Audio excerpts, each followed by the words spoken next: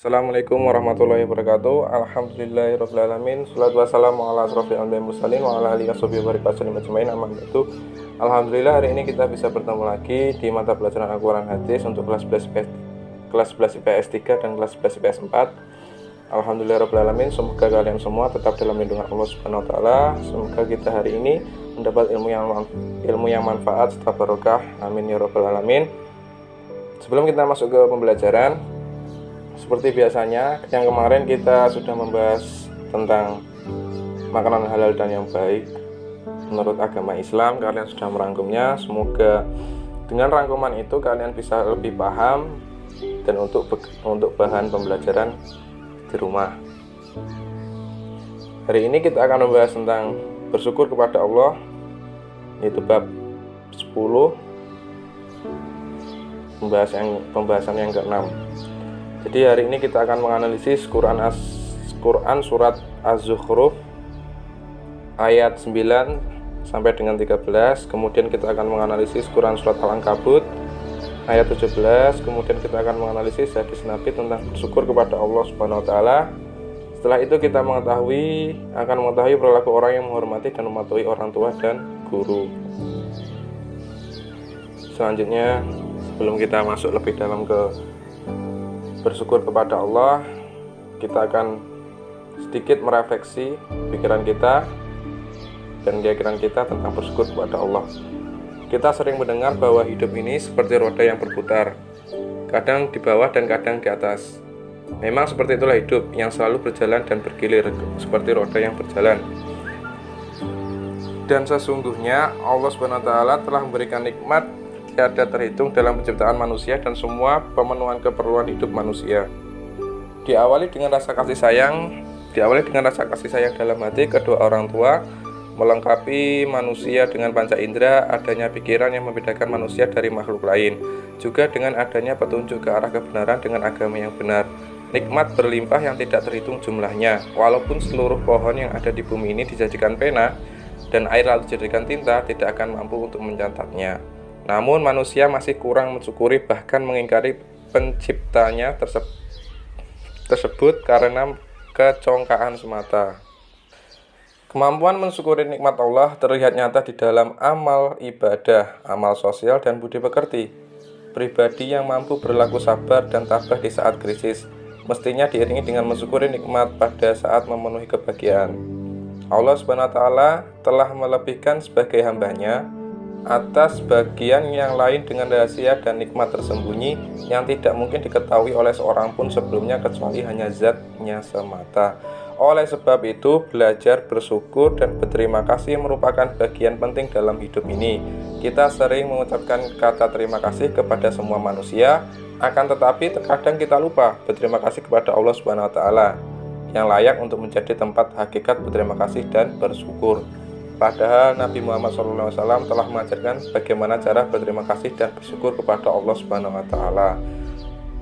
Ketika Nabi Muhammad sudah mengajarkan kita cara berterima kasih, kita sebagai umat Islam harus mengikutinya. Berterima kasih kepada Allah yang telah menciptakan segala yang ada di bumi dan di semesta ini.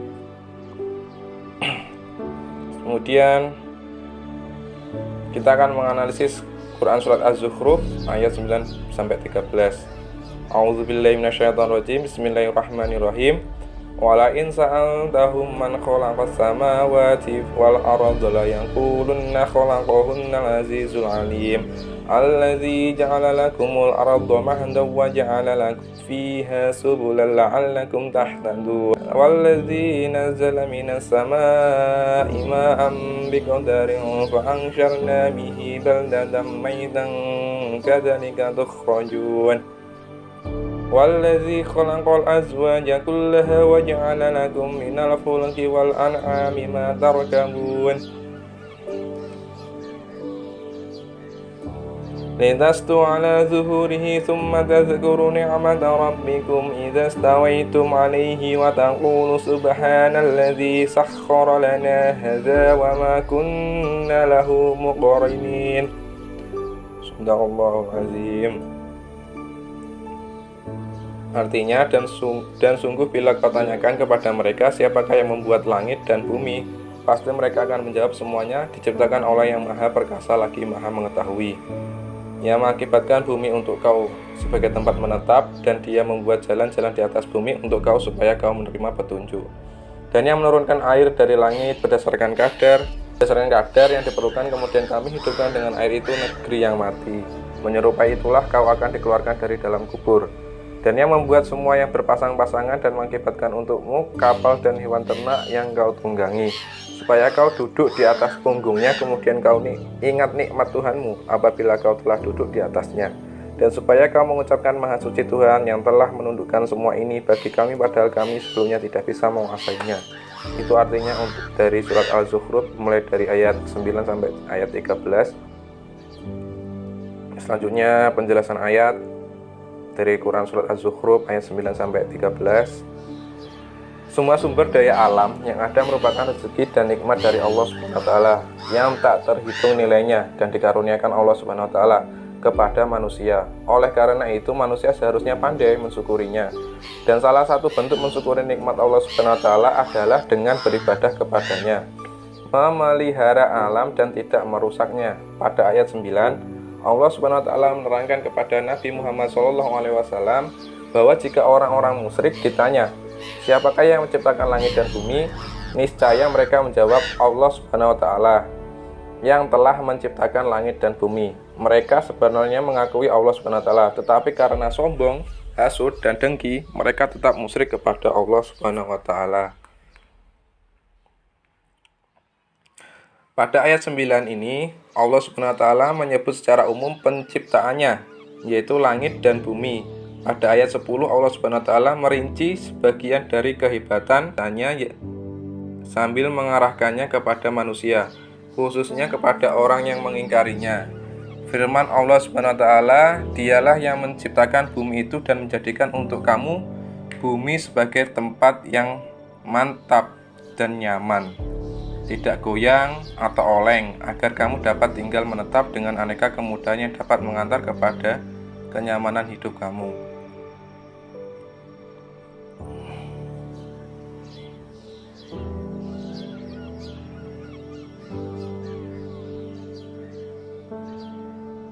Dan Dia membuat dan menganugerahkan kamu potensi untuk berjalan di bumi, supaya kamu mengetahui arah dan mendapat petunjuk menuju arah yang kamu kehendaki, baik untuk kepentingan hidup, ekonomi, dan perdagangan.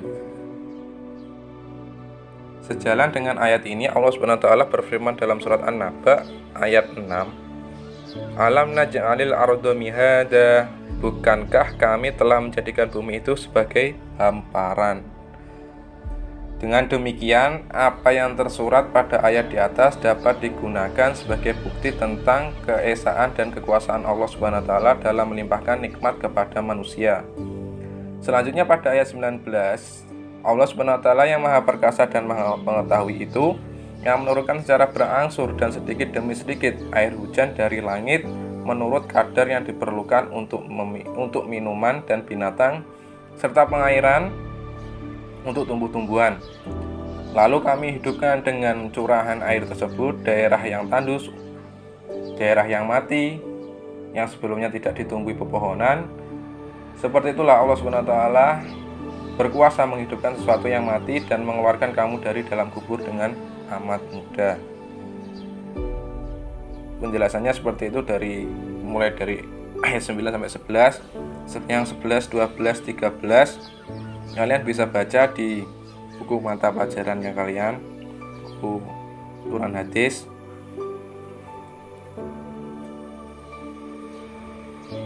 Kita langsung saja ke menganalisis Quran surat Al-Ankabut ayat 17. Bismillahirrahmanirrahim. Innama ta'buduna min dunillahi awthana wa takhluquna ifka. Innal ladzina ta'buduna min dunillahi la yamlikuna lakum rizqan fabtaghu 'indallahi rizqan wa'buduhu washkuru lah ilaihi turja'un. Al-Surahul Azim.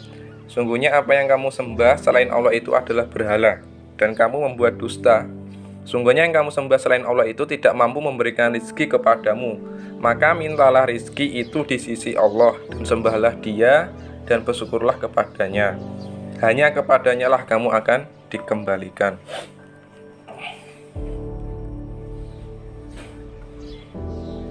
Untuk penjelasan ayatnya, Allah telah menegaskan bahwa Tuhan selain Allah itu jelas merupakan hasil ciptaan manusia sendiri.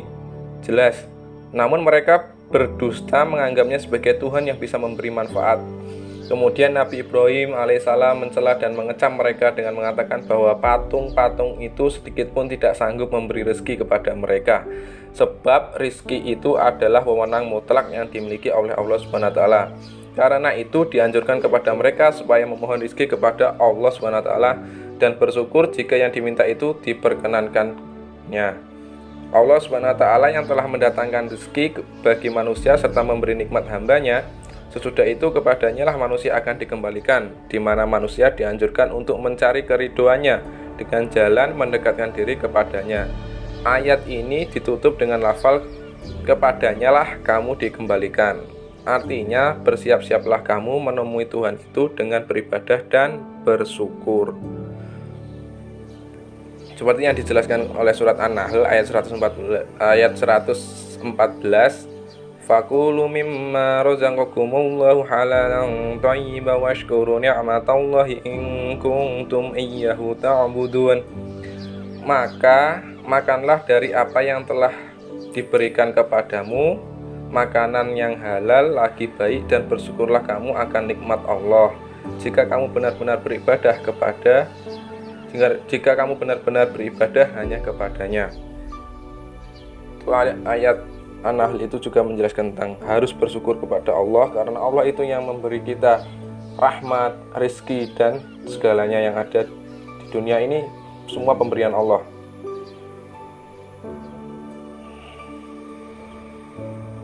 Selanjutnya tentang hadis bersyukur kepada Allah Subhanahu wa taala.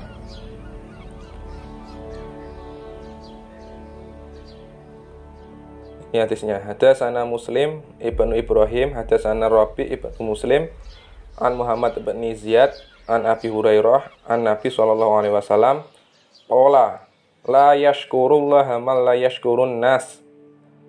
La yashkurullaha man la yashkurun nas. Disampaikan kepada kami oleh Muslim bin Ibrahim dari Rabi bin Muslim, dari Muhammad bin Ziyad, dari Abu Hurairah, bahwa Nabi Muhammad Sallallahu Alaihi Wasallam bersabda, tidak dianggap bersyukur kepada Allah Subhanahu Wa Taala orang yang tidak bersyukur kepada manusia. Ini dilanjutkan dengan hadis yang keduanya tentang bersyukur. Hadatsani Zuhair ibnu Harbi, hadatsana Jarir, wa hadatsana Abu Quraib, hadatsana Abu Muawiyah, wa hadatsana Abu Bakrin ibnu Abi Syaibah. Walafzulahu hadatsana Abu Muawiyah wa Waqi' anil A'mas an Abi Shalih an Abi Hurairah. Qala Rasulullah sallallahu alaihi wasallam, unzuru ila man asfala minkum wa la tanzuru ila man huwa fawqakum fa huwa ajdaru alla tasdaru ni'matallah. Qala Abu Muawiyah alaikum. Diberitahukan kepadaku oleh Zuhair, terus sampai Abu Hurairah, bahwa Nabi Muhammad SAW pernah bersabda, pandanglah orang yang berada di bawah kalian, jangan memandang yang di atas kalian. Itu lebih layak membuat kalian tidak mengkufuri nikmat Allah. Bersyukur, tata cara bersyukur, terus sabda Nabi tentang bersyukur kepada Allah. Kalau tata caranya itu, pandanglah orang yang berada di bawah kalian, jangan memandang yang di atas kalian. Karena kalau kita memandang di atas kalian, di atas kita, itu bisa membuat kita kurang bersyukur atas apa yang telah diberikan Allah kepada kita. Seperti itu. Untuk penjelasan hadis, dalam hadis ini Rasulullah mengingatkan kepada manusia agar bersyukur terhadap nikmat yang dianugerahkan Allah Subhanahu wa taala. Dan caranya dijelaskan adalah agar manusia memandang ke bawah atau lebih rendah dalam hal keduniaan, seperti kedudukan, pangkat, dan harta kekayaan. Karena hal semacam itu akan mendorong manusia untuk lebih bersyukur, dan manusia harus sadar bahwa kedudukan atau pangkat serta harta kekayaan yang lebih tinggi yang dimiliki orang lain itu merupakan ujian, sehingga manusia lebih selamat memandang ke bawah dalam hal tersebut, sehingga terhindar dari sikap mengandai-ngandai yang menimbulkan manusia akan jauh dari syukur dan nikmat. Dalam hadis yang lain disebutkan bahwa orang yang berterima kasih atas pemberian orang lain karena Allah Subhanahu wa taala, maka pada hakikatnya orang tersebut telah bersyukur kepada Allah Subhanahu wa taala.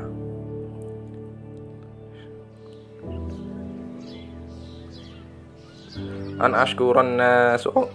ashkuran nasullahu azza wajal ashkurhum linnas. Sungguhnya manusia yang paling banyak bersyukur kepada Allah yang maha suci lagi maha tinggi, mereka yang lebih banyak bersyukur berterima kasih kepada manusia. Jadi maksudnya ketika kamu itu bersyukur atas pemberian manusia, atau semisal kalian diberi rizki atau diberi berkah oleh Allah melalui orang lain, walaupun itu sedikit, kita harus mensyukurinya. Karena dengan perasaan yang mensyukuri hal-hal yang kecil atau hal-hal yang tidak mewah, hal-hal yang sederhana, itu bisa menambah rasa syukur kita kepada Allah Subhanahu wa taala. Seperti itu. Ini perilaku orang yang menghormati dan mematuhi orang tua dan guru.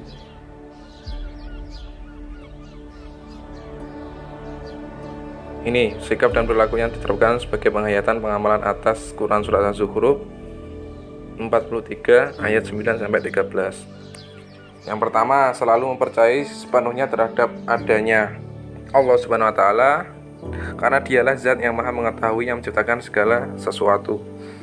Terus senantiasa bersyukur kepada Allah Subhanahu wa taala atas segala nikmat yang Dia berikan.